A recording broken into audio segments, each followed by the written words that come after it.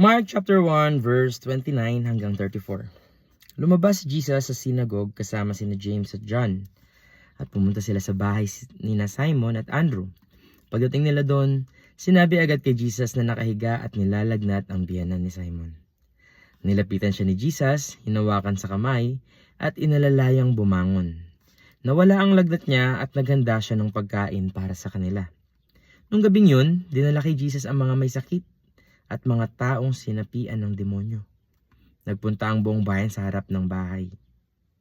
Buong bayan sa harap ng bahay. Grabe yun. Pinagaling ni Jesus ang maraming taong may iba't ibang sakit at pinalayas niya ang mga demonyo. Hindi niya pinayagang magsalita ang mga demonyo kasi kilala siya ng mga ito. So, after nung nagturo siya sa synagogue, this is a Sabbath day. So, Sabado. Sabbath means Sabado. Sabbath is the 7th day of the week. And the first day of the week is Sunday. And then the Sabbath day is Sabado. Ito yung araw ng pahinga sa kanila. Bakit yung church laging Sunday? Kasi Sunday po yung pinagbasihan po ng mga church services ay ang Resurrection Day. Sunday, the first day of the week, was the resurrection day of the Lord Jesus Christ. And we are celebrating worship and word and fellowship with our fellow believers during Sunday. Ayan. So, wag po tayong malito. Iba po yung Sabat sa Sunday. Ang Sabat po, Sabado. Kaya may mga Sabadista kasi they're honoring the word of the Lord sa Old Testament. Do not forget the Sabbath. Honor the Sabbath. So, yun.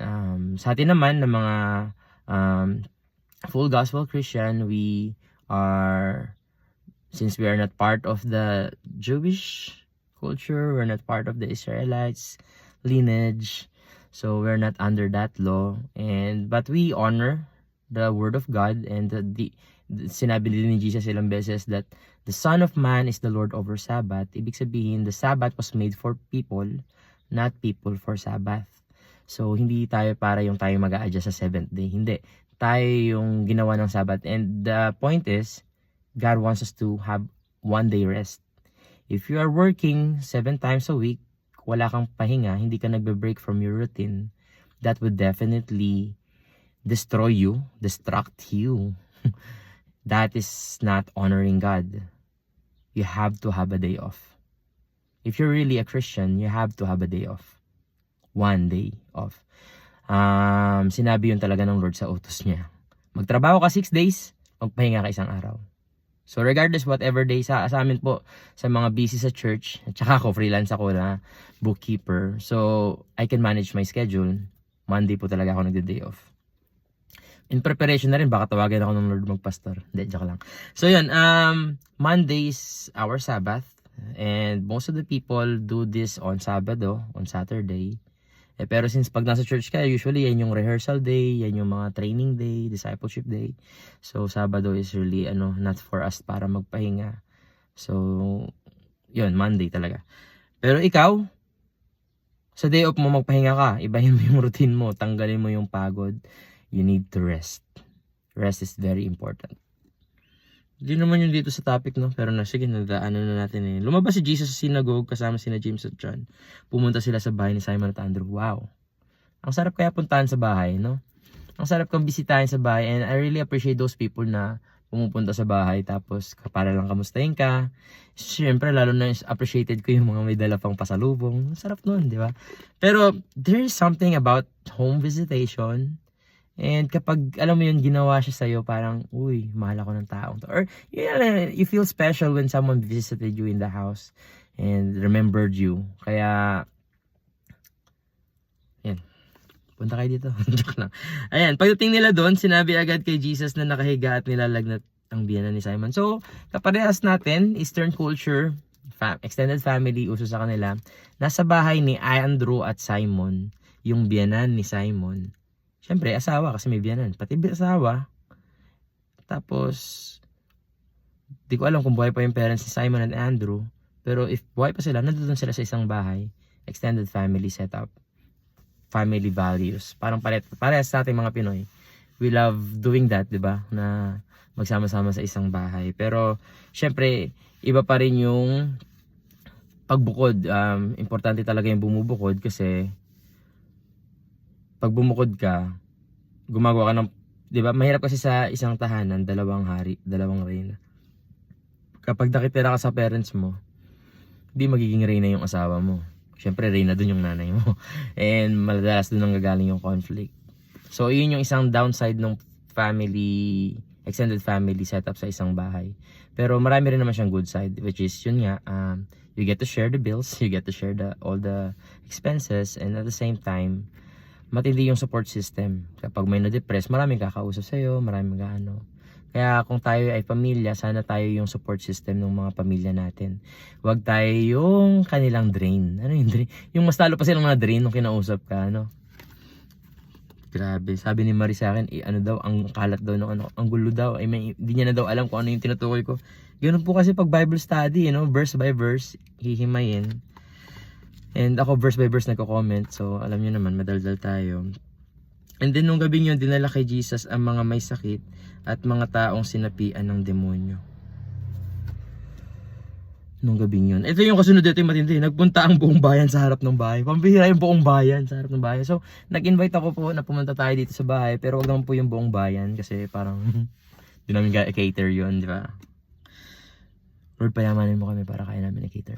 So yan, nung gabing yun, dinala kay Jesus ang mga may sakit at ang mga taong sinapian ng demonyo. Nagpunta ang buong bayan sa harap ng bahay. Pinagaling ni Jesus ang maraming taong may iba't ibang sakit at pinalayas niya ang mga demonyo. Hindi niya pinayagang magsalita ang mga demonyo kasi kilala siya ng mga ito. Grabe no? When Jesus became a human, tinalikuran niya yung pagiging Diyos. Divinity. Iniwan niya yung pagiging divine. Pero hindi lahat nawala. Yung authority nandoon.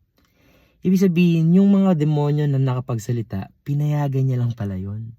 Kasi this time, yung mga dinala sa kanya na sinapian ng demonyo, hindi nagsalita.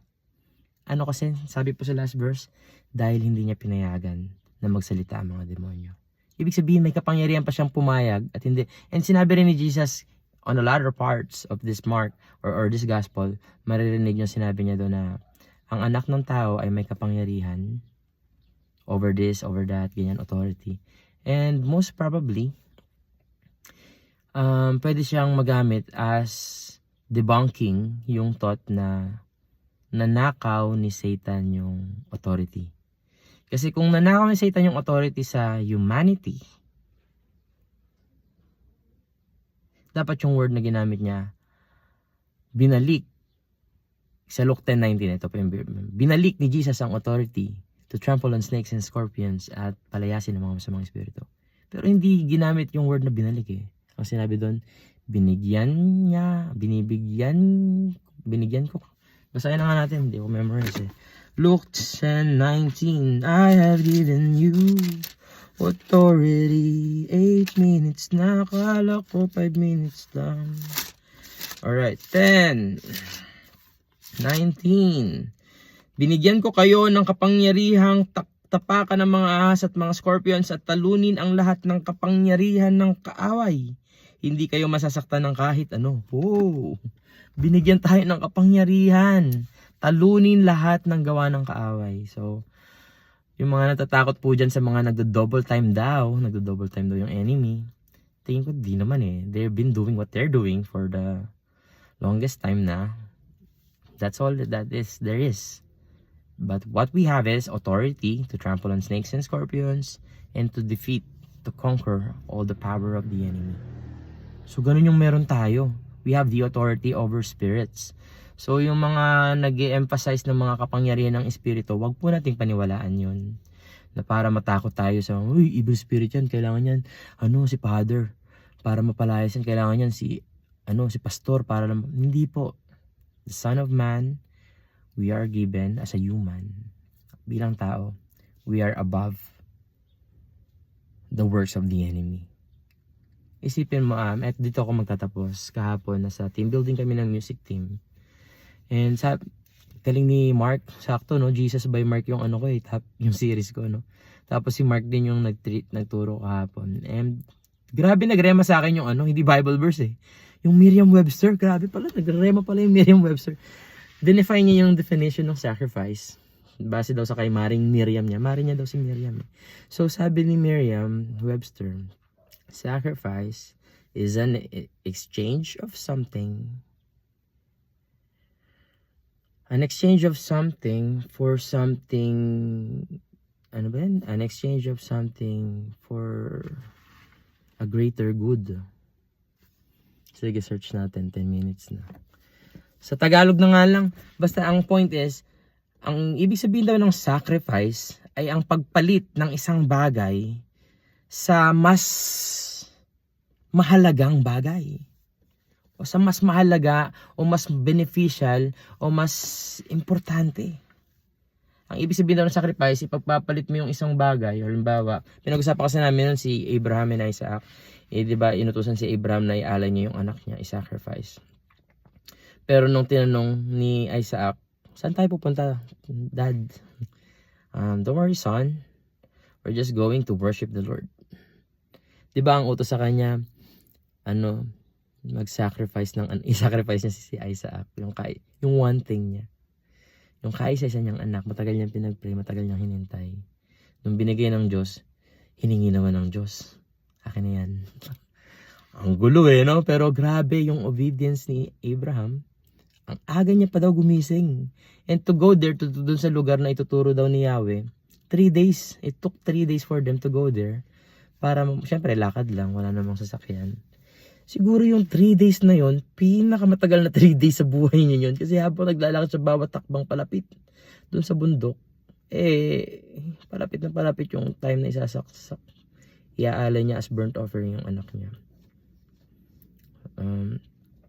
Pero yun nga. Sacrifice. Bakit kailangan i-sacrifice? For kapalit ng isang bagay para sa mas importanteng bagay. Mas importanteng bagay. And I want to end this with this. Jesus, He came on earth. Tinalikuran niya yung divinity niya. Hindi na siya omnipresent. Hindi na siya present everywhere. Kasi nga, tao na siya Meron na siyang body, physical body. Hindi na siya present everywhere. Hindi na siya all-knowing. Kasi nga, bounded siya ng brain na maliit. Siyempre, pag God ka, all-knowing ka, grabe, transcendence yung yung understanding for a lot of things. Hindi niya nakita yung batok niya. Di ba, pag God ka, lahat kita mo lahat ng angulo. Side view, top view, back view, lahat ng view, I love you. Lahat kita niya yan Tapos, nagkatawang tao siya, iniwan niya yun. Ito pong malupit. He is the sacrifice for all our sins. Sinacrifice siya ng tatay niya. Para saan? Para daw sa mas important. The meaning of sacrifice is exchanging of something, or in this case, exchanging of someone for someone more important. Sino yung more important? Guys, ako. Tayo.